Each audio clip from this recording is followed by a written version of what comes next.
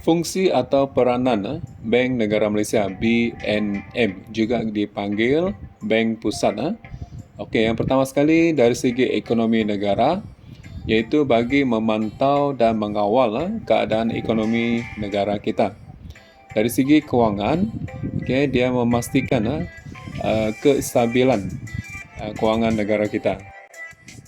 Peranan kerajaan pusat ataupun peranan kerajaan persekutuan ada 3 di sini, iaitu yang pertama sudah pasti menggubal dan menguatkuasakan undang-undang ataupun akta perniagaan. Yang kedua bagi menangani isu-isu atau aspek yang berkaitan dengan kewangan dengan baik. Dan yang ketiga memastikan perkembangan aktiviti perniagaan yang rancang. Peranan kerajaan pusat yang pertama dari segi aspek perundangan. Okey, bagi aspek perundangan ada 3 perkara. Yang pertama menggubal undang-undang bagi bertujuan mengawal aktiviti perniagaan. Yang kedua sudah pasti undang-undang untuk melindungi pengguna daripada ditindas sebahagian ataupun segelintir peniaga. Dan yang ketiga undang-undang pelepasan cukai bagi menggalakkan rakyat menceburi perniagaan.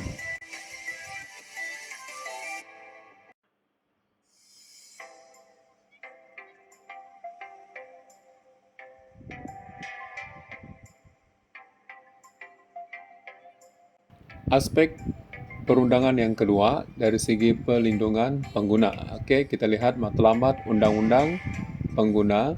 Yang pertama, melindungi pengguna dari segi aspek makanan. Yang kedua, melindungi pengguna aspek kesihatan. Ketiga, menjaga hak pengguna ataupun mendapatkan ganti rugi. Dan yang keempat, mendapatkan alam persekitaran yang bersih.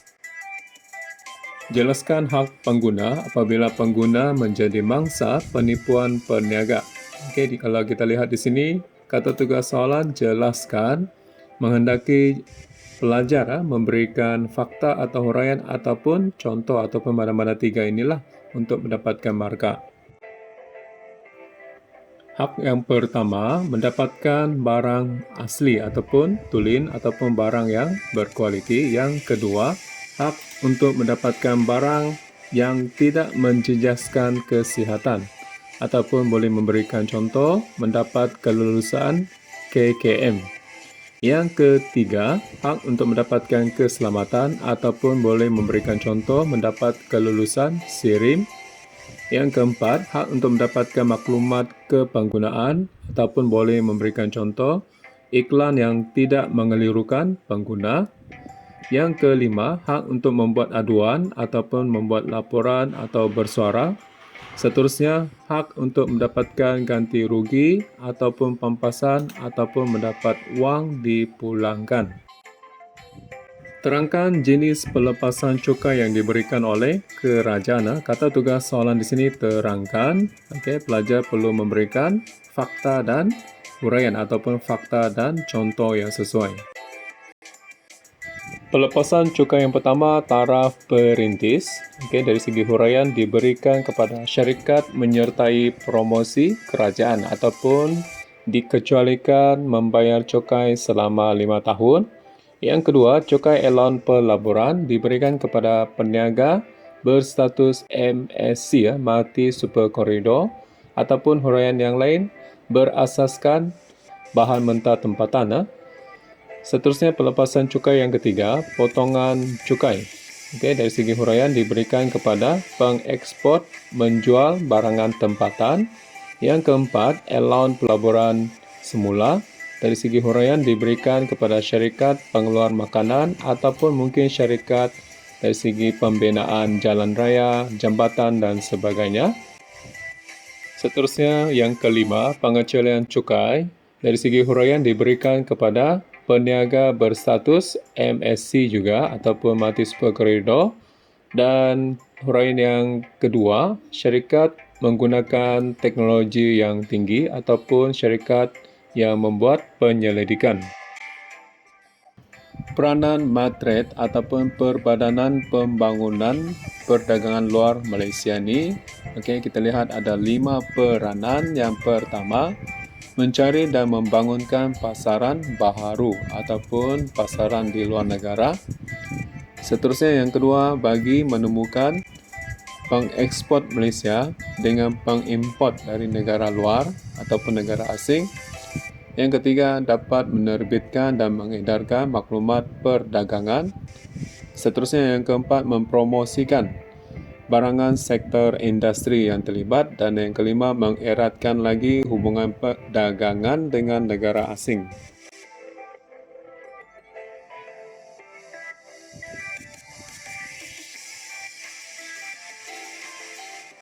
Jelaskan peranan kerajaan negeri dalam memajukan aktiviti ekonomi dalam sesebuah negeri. Jadi, kata tugas jelaskan menghendaki calon memberikan fakta ataupun huraian ataupun contoh yang sesuai. Peranan pertama, kerajaan negeri iaitu mencari dan memajukan kawasan pertanian. Seterusnya, peranan mengutip hasil atau cukai melalui lesen yang telah didaftarkan.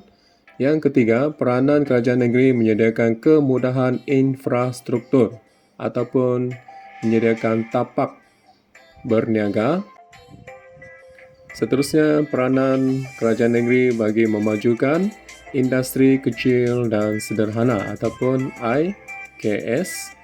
Seterusnya, peranan kerajaan negeri iaitu mewujudkan kawasan-kawasan industri. Dan akhir sekali, peranan kerajaan negeri dapat memberikan bantuan latihan ataupun bantuan berupa kewangan kepada usahawan baru.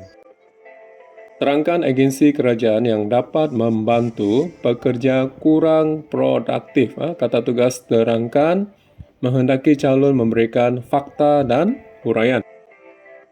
Agensi kerajaan pertama melalui Perbadanan Produktiviti Malaysia ataupun MPC. Melalui MPC dapat meningkatkan kemahiran pekerja melalui latihan ataupun kursus pengurusan. Kemudian agensi kerajaan kedua, Pusat Pembangunan Usahawan Malaysia, MEDEC, iaitu melalui MEDEC dapat memberikan hikmat nasihat produktiviti.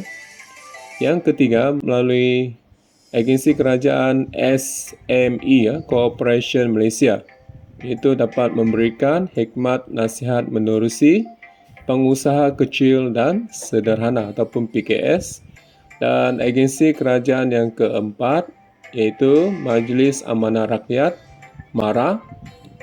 Melalui MARA dapat memberikan latihan kemahiran teknikal kepada seseorang pekerja. Peranan pihak berkuasa tempatan atau majlis daerah sesebuah daerah, kita ada 4 peranan utama di sini.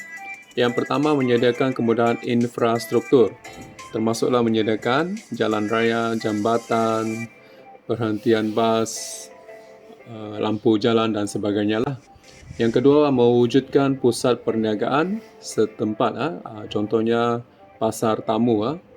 Yang ketiga, mengawal kesihatan awam. Khasnya menyediakan tempat pembuangan sampah, memastikan sesebuah tempat tu bebas daripada jangkitan malaria dan sebagainya. Dan yang keempat, melaksanakan tanggungjawab sosial, termasuklah menyediakan pusat-pusat jagaan orang-orang tua dan sebagainya.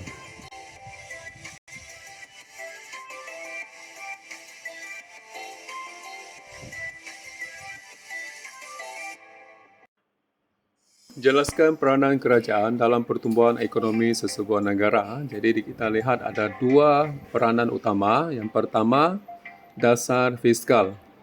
Apabila sebut dasar fiskal ni, dia dikaitkan dengan memungut cukai. Kerajaan memungut cukai. Dan sumber pendapatan utama kerajaan. Jadi daripada sumber pendapatan ni, kerajaan membuat perbelanjaan, membina jalan raya, hospital, sekolah dan sebagainya. Jadi ini akan meningkatkan pengeluaran negara dan seterusnya pendapatan rakyat pun meningkat. Secara tidak langsung akan meningkatkan ekonomi negara.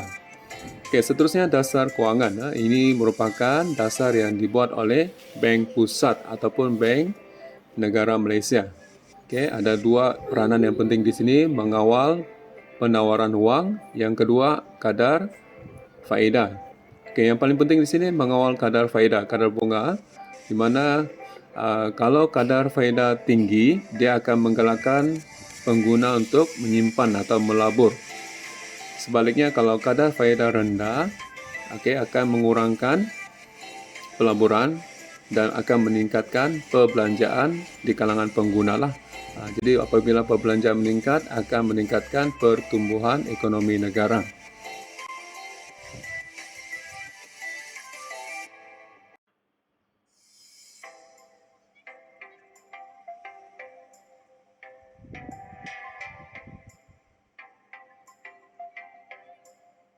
Terangkan jenis-jenis pengangguran. Okey, kita ada 4 jenis pengangguran. Yang pertama, pengangguran bermusim. Okey, huraian di sini bekerja dalam tempoh masa pendek ataupun secara kontrak. Yang kedua, pengangguran kitaran.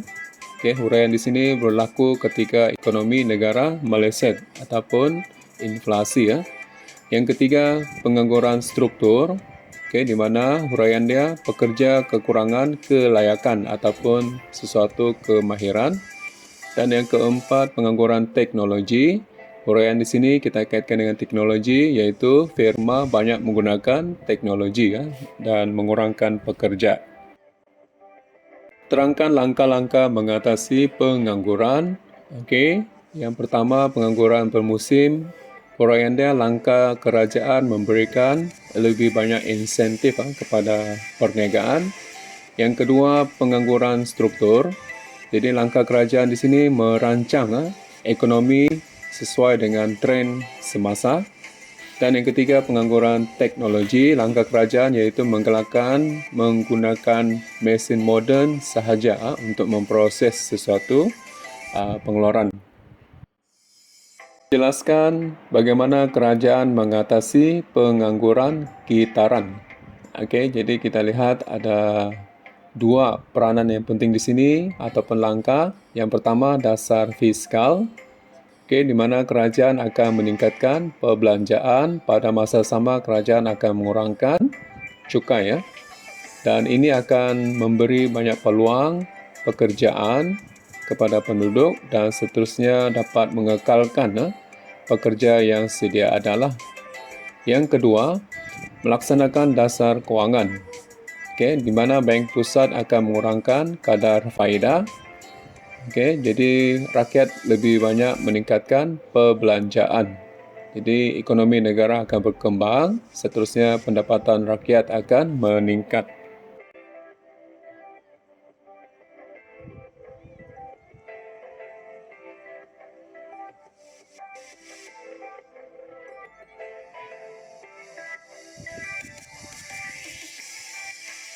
Baik, untuk inflasi ini kita ingat 2 kata kunci yang penting lah. Inflasi ini dikaitkan dengan kejatuhan harga barang ataupun perkhidmatan. Dan yang kedua, ingat kata kunci berlaku secara berterusan dalam sesebuah negara. Jelaskan faktor-faktor inflasi ataupun sebab-sebab berlakunya inflasi. Okey, yang pertama sekali, faktor yang paling penting iaitu kadar permintaan barang ataupun perkhidmatan meningkat berbanding dengan penawaran barang dan perkhidmatan. Okey, yang kedua, kos ataupun faktor pengeluaran meningkat. Contohnya, kos bahan mentah, minyak petroleum ataupun minyak diesel dan sebagainya meningkat. Okey, akan menggalakkan harga barang pengeluaran akan meningkatlah. Yang ketiga, harga barangan import meningkat. Secara langsung akan menggalakkan harga barangan tempatan juga akan meningkat. Okey. Dan yang keempat, memang tidak dinafikan kos upah ataupun gaji buruh meningkat, akan menggalakkan kos meningkat dan ini menyebabkan harga barang ataupun perkhidmatan meningkat. Baik, deflasi biasanya dikaitkan dengan kejatuhan harga barang dan perkhidmatan. Okey, kata kunci yang kedua adalah secara berterusan dalam sesebuah negara. Jelaskan sebab-sebab deflasi ataupun faktor yang menyebabkan deflasi. Okey, yang pertama sekali kita lihat rakyat atau pengguna mengurangkan membeli perbelanjaan barang ataupun perkhidmatan. Okey, yang kedua sebabnya rakyat meramalkan harga barang akan terus jatuh pada masa hadapan. Sebab tu mereka mengurangkan pembelian. Dan yang ketiga, rakyat menangguhkan pembelian barang ataupun perkhidmatan. Dan yang keempat, permintaan ke atas barang ataupun perkhidmatan adalah berkurang berbanding dengan penawaran yang berlebihan. Bagaimanakah pertumbuhan ekonomi negara dapat membantu atasi pengangguran kitaran? Okey, kata tugas bagaimanakah menghendaki pelajar memberikan langkah-langkah ataupun cara-cara ataupun kaedah-kaedah.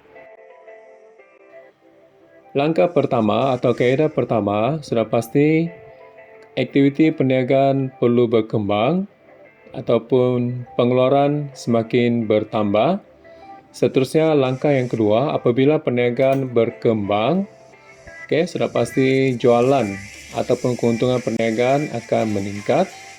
Dan seterusnya, langkah yang ketiga, apabila keuntungan perniagaan meningkat, sudah pasti perniagaan akan meningkatkan lagi pendapatan boleh guna ataupun kuasa beli meningkat di kalangan pekerja dia.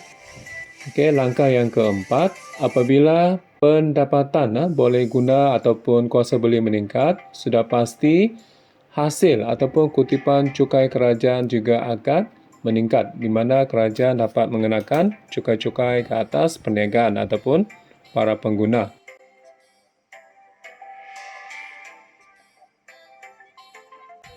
Seterusnya, kerajaan melaksanakan dasar fiskal, di mana dalam dasar fiskal ini kerajaan menambahkan atau meningkatkan perbelanjaan ataupun meningkatkan subsidi dan pada masa yang sama mengurangkan cukai. Okey, seterusnya dalam dasar kewangan melalui bank akan menurunkan kadar faedah ataupun mengurangkan syarat untuk peminjaman. Dan seterusnya, langkah-langkah ini akan dapat meningkatkan peluang pekerjaan. Okey, jadi akhirnya akan mengurangkan pengangguran kitaran. Terangkan kesan deflasi kepada sesebuah negara. Ada 4 kesan deflasi. Yang pertama, membantutkan aktiviti ekonomi negara. Okey, dari segi huraian, aktiviti perniagaan semakin merosot ataupun permintaan pengguna semakin berkurangan. Kesan kedua, kuasa beli rakyat berkurangan. Kenapa? Sebabnya dari segi huraian, pendapatan pengguna semakin berkurangan ataupun tiada pendapatan. Kesan yang ketiga, kadar pengangguran meningkat. Kenapa berlakunya kadar pengangguran meningkat ni? Sebab rakyat kehilangan pekerjaan atau diberhentikan kerja. Kesan yang keempat, pendapatan negara jatuh.